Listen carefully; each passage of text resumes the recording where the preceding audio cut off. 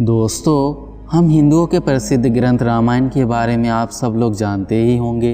रामायण में श्री राम जी ने धर्म की स्थापना हेतु कई पापी और दुष्ट असुरों का वध कर इस संसार में सुख शांति और धर्म की स्थापना की। लेकिन क्या आप जानते हैं कि इसी धर्म की स्थापना हेतु एक बार श्री राम जी को स्वयं अपने आराध्य भगवान शिव जी से भी युद्ध करना पड़ा था। जी हाँ दोस्तों, यह युद्ध त्रेता युग का सबसे प्रलयंकारी युद्ध था। यह युद्ध कैसे हुआ, क्यों हुआ, यह जानने के लिए वीडियो को अंत तक ज़रूर देखें। यह बात उस समय की है जब श्री राम जी पूर्ण संसार में धर्म की स्थापना हेतु अश्वमेध यज्ञ कर रहे थे। इस यज्ञ के अनुसार श्री राम जी के यज्ञ का अश्व जिस भी दिशा में जाता था उस प्रदेश के राजा को श्री राम जी का आधिपत्य स्वीकार करना पड़ता था, या तो अयोध्या के सेना के साथ युद्ध करना पड़ता था। अश्व की सुरक्षा हेतु श्री राम जी ने सेना का नेतृत्व अपने छोटे भाई शत्रुघ्न को सौंपा। इस सेना में शत्रुघ्न के साथ साथ हनुमान जी, सुग्रीव और भरत पुत्र पुष्कल सहित कई महारथी उपस्थित थे, जिन्हें जीतना देवताओं के लिए भी असंभव था। इसी प्रकार शत्रुघ्न के नेतृत्व में वीरों की असंख्य सेना सारे राज्य को जीतते हुए आगे बढ़ रही थी। कई जगह भ्रमण करने के पश्चात यज्ञ का अश्व देवपुर पहुंचा। वहाँ राजा वीरमणि का राज्य था। राजा वीरमणि के दो पुत्र थे, पहला रुक्मांगद और दूसरा शुभांगद, जो कि बड़े ही वीर और पराक्रमी थे, तथा राजा वीरमणि का भाई वीर सिंह भी एक महारथी था। राजा वीरमणि भगवान शिव जी के अनन्य भक्त थे। राजा वीरमणि ने भगवान शिव जी की तपस्या कर उन्हें प्रसन्न किया था और महादेव ने उन्हें और उनके पूरे राज्य को रक्षा का वरदान दिया था। जब यज्ञ का घोड़ा देवपुर पहुंचा तब वीरमणि के पुत्र रुक्मांगद ने उन्हें बंदी बना लिया और अयोध्या के साधारण सैनिकों से कहा कि जाओ और अपने स्वामी से कह दो कि अश्व मेरे पास है, इसीलिए मुझसे विधिवत युद्ध करे और इस अश्व को छुड़ा ले। ऐसा कहकर रुक्मांगद उस अश्व को लेकर अपने पिता के पास आए। जब राजा वीरमणि ने उस अश्व को देखा तो वे बड़े ही चिंतित हुए और उन्होंने रुक्मांगद से कहा कि हे पुत्र, तुमने अनजाने में श्री राम जी के अश्व को बंदी बनाया है। श्री राम जी से शत्रुता करने में कोई औचित्य नहीं है, इसीलिए तुम इस अश्व को लौटा दो। यह बात सुनकर रुक्मांगद ने कहा कि हे पिताश्री, मैंने तो उन्हें युद्ध की चुनौती भी दे दी और अब बिना युद्ध किए अश्व को लौटाना क्षत्रिय धर्म का अपमान होगा। अपने पुत्र की यह बात सुनकर राजा वीरमणि ने उसे सेना को सुसज्जित करने की आज्ञा दी। राजा वीरमणि अपने भाई वीर सिंह और अपने दोनों पुत्रों के साथ विशाल सेना लेकर युद्ध क्षेत्र में आ गए। यहाँ दूसरी तरफ जब शत्रुघ्न को अश्व की बंदी होने की खबर मिली तो वे बहुत क्रोधित हो गए और अपनी पूरी सेना के साथ युद्ध के लिए युद्ध क्षेत्र में आ गए और दोनों सेनाओं में भयानक युद्ध छिड़ गया। भरत पुत्र पुष्कल सीधा राजा वीरमणि से भिड़ गए। हनुमान जी राजा वीरमणि के भाई महापराक्रमी वीर सिंह से युद्ध करने लगे। वैसे ही सुग्रीव और शत्रुघ्न रुक्मांगद और शुभांगद से युद्ध करने लगे। पुष्कल और राजा वीरमणि में घमासान युद्ध चल रहा था, लेकिन अंत में पुष्कल ने राजा वीरमणि पर अपने खास दिव्य बाणों से प्रहार किया। इस प्रहार से राजा वीरमणि बुरी तरह आहत हो गए।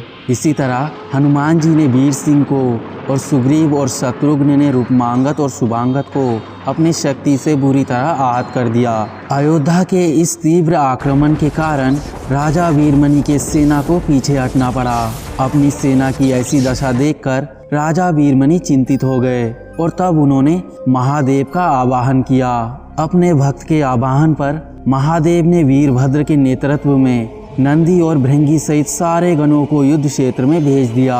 अयोध्या के सेना ने जब भयानक रूप वाले रुद्रावतार वीरभद्र, नंदी, भृंगी सहित महादेव की सेना की इस प्रलय को देखा तो सारे अयोध्या के सैनिक भय से कांप उठे। महाकाल के सारे अनुचर उनके जय जयकार करते हुए अयोध्या की सेना पर टूट पड़े। यह देखकर पुष्कल वीरभद्र जी से, हनुमान जी नंदी जी से और शत्रुघ्न भृंगी से युद्ध करने लगे। पुष्कल ने अपने सारे दिव्यास्त्र का प्रयोग वीरभद्र जी पर किया, लेकिन वीरभद्र जी ने सारे दिव्यास्त्रों को काट दिया। तब वीरभद्र जी ने पुष्कल से कहा कि हे बालक, तुम मेरे मार्ग से हट जाओ, तुम्हारी आयु मृत्यु को प्राप्त होने की नहीं है। लेकिन तभी पुष्कल ने वीरभद्र जी पर अपनी शक्ति से प्रहार किया, जो सीधे उनके सिर पर जा टकराई। इस कारण वीरभद्र जी क्रोधित हो गए और उन्होंने अपने त्रिशूल से पुष्कल के सर को धड़ से अलग कर दिया। यहाँ दूसरी तरफ शत्रुघ्न और सुग्रीव भृंगी आदि गणों से भयानक युद्ध कर रहे थे, लेकिन अंत में भृंगी ने महादेव के पास में सुग्रीव और शत्रुघ्न को बांध दिया। यहाँ हनुमान जी और नंदी में बराबर का युद्ध चल रहा था, जिस कारण हनुमान जी किसी की भी सहायता करने में असमर्थ हो गए। अपनी सेना की यह हालत देख हनुमान जी सहित सारी सेना श्री राम जी का आवाहन करने लगे। अपने भक्तों की पुकार सुनकर श्री राम जी तत्काल लक्ष्मण जी सहित युद्ध क्षेत्र में आ गए। श्री राम जी ने आते ही शत्रुघ्न और पूरी सेना को मुक्त कर दिया। अपने प्रभु को आया देख अयोध्या की सेना हर्षित हो गई। तभी श्री राम जी ने देखा कि उनका पुत्र पुष्कल वीर गति को प्राप्त हो गया है। यह देखकर श्री राम जी को बहुत दुख हुआ और श्री राम जी ने क्रोध में आकर वीरभद्र जी से कहा, आपने जिस प्रकार मेरे पुत्र का वध किया है उसी प्रकार मैं आपका भी वध कर दूंगा। ऐसे कहते हुए श्री राम जी ने अपनी सारी सेना के साथ शिवगणों पर धावा कर दिया। श्री राम जी ने अपने दिव्यास्त्रों से वीरभद्र जी और नंदी सहित सारी सेना को तहस नहस कर दिया। श्री राम जी के प्रताप से पार न पाते हुए सारे गणों ने एक स्वर में महादेव का आवाहन शुरू कर दिया। यह देख महादेव तत्काल ही युद्ध क्षेत्र में प्रकट हुए। तब महादेव को युद्ध क्षेत्र में देखकर श्री राम जी ने शस्त्र का त्याग कर दिया और महादेव को प्रणाम करते हुए उन्होंने महादेव की स्तुति शुरू कर दी। और श्री राम जी ने महादेव से कहा कि हे महादेव, आप ही की कृपा से मैंने महापराक्रमी रावण का वध किया और मेरा और मेरी सेना का जो बल है वो सब आप ही की कृपा है प्रभु, और ये अश्वमेघ यज्ञ भी आप ही की इच्छा से हो रहा है। अतः कृपा करे और इस युद्ध को यही रोक दे। यह सुनकर भगवान शिव जी ने कहा कि हे राम, मेरी भी आपसे युद्ध करने की कोई भी इच्छा नहीं है, लेकिन मैंने अपने भक्त वीरमणि को उनके राज्य की रक्षा का वरदान दिया है। इस कारण मैं इस युद्ध से पीछे नहीं हट सकता। अतः संकोच छोड़े और अपने क्षत्रिय धर्म का पालन करे। श्री राम जी ने इसे महादेव की आज्ञा मानकर स्वयं महादेव से युद्ध आरंभ कर दिया। दोनों ही अलग अलग अस्त्र शस्त्र से एक दूसरे पर प्रहार करने लगे। दोनों में महाभयानक युद्ध छिड़ गया। श्री राम जी ने अपने सारे दिव्यास्त्र का प्रयोग महादेव पर किया, पर वे महादेव को युद्ध में संतुष्ट ना कर सके। अंत में श्री राम जी ने महादेव से वरदान स्वरूप मिले पाशुपतास्त्र का संधान किया और महादेव से कहा कि हे प्रभु, आपने ही मुझे वरदान दिया था कि आपके द्वारा दिए गए इस अस्त्र से त्रिलोक में कोई भी पराजित हुए बिना नहीं रह सकता। इसीलिए आप ही की इच्छा और आदेश से मैं इस अस्त्र का प्रयोग आप ही पर करता हूँ। ऐसा कहकर श्री राम जी ने पाशुपतास्त्र महादेव पर चला दिया।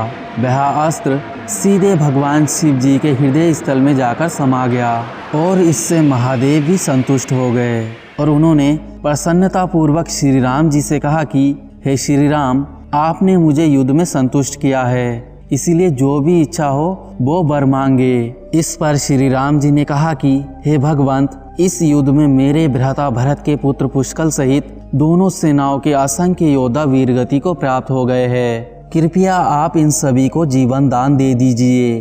तब महादेव ने मुस्कुराते हुए तथास्तु कहा और पुष्कल सहित दोनों सेनाओं के सारे योद्धा जीवित हो गए। इसके बाद महादेव की आज्ञा से राजा वीरमणि ने यज्ञ का अश्व श्री राम जी को लौटा दिया और अपना राज्य रूपमांगद को सौंपकर वे भी शत्रुघ्न के साथ आगे चले गए। दोस्तों, अगर यह वीडियो आपको अच्छा लगता है तो लाइक करें, कमेंट करें, शेयर करें और हमारे चैनल को सब्सक्राइब करना ना भूलें। मिलते हैं अगले नए वीडियो में, तब तक के लिए जय श्री राम।